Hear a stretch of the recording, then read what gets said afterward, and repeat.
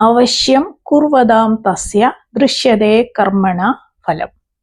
രാമായണത്തിൽ അംഗദൻ വാനരന്മാരോട് പറയുന്നതാണ് ഇത്. ചെയ്യുന്ന ഓരോ കർമ്മത്തിനും അതിൻ്റെതായ ഫലം അനിവാര്യമായി ലഭിക്കും. നല്ല കർമ്മത്തിന് നല്ല ഫലവും ദുഷ്കർമ്മത്തിന് ദുഃഖകരമായ ഫലവും ലഭിക്കുന്നത് പ്രകൃതിയുടെ മാറ്റമില്ലാത്ത നിയമമാണ്. രാവണന്റെ അഹങ്കാരവും അധർമ്മവും ഒടുവിൽ അവന്റെ നാശത്തിലേക്ക് നയിച്ചു. ശ്രീരാമന്റെ സത്യം, ധർമ്മം, കരുണ, കടമ നിർവഹണം എന്നിവ അദ്ദേഹത്തിന് വിജയം സമ്മാനിച്ചു. രാമായണം നമ്മെ പഠിപ്പിക്കുന്നത് കർമ്മത്തിന്റെ ഫലം വൈകിയേക്കാം, പക്ഷേ അതൊരിക്കലും നഷ്ടപ്പെടുകയില്ല എന്നതാണ്. ചെയ്യുന്ന ഓരോ ചിന്തയും വാക്കും പ്രവൃത്തിയും നമ്മുടെ നാളെയെ രൂപപ്പെടുത്തുന്നു. അതുകൊണ്ട് ഫലത്തെക്കുറിച്ച് ആകുലപ്പെടാതെ ധാർമ്മികമായി നമ്മുടെ കടമകൾ നിർവഹിക്കാം.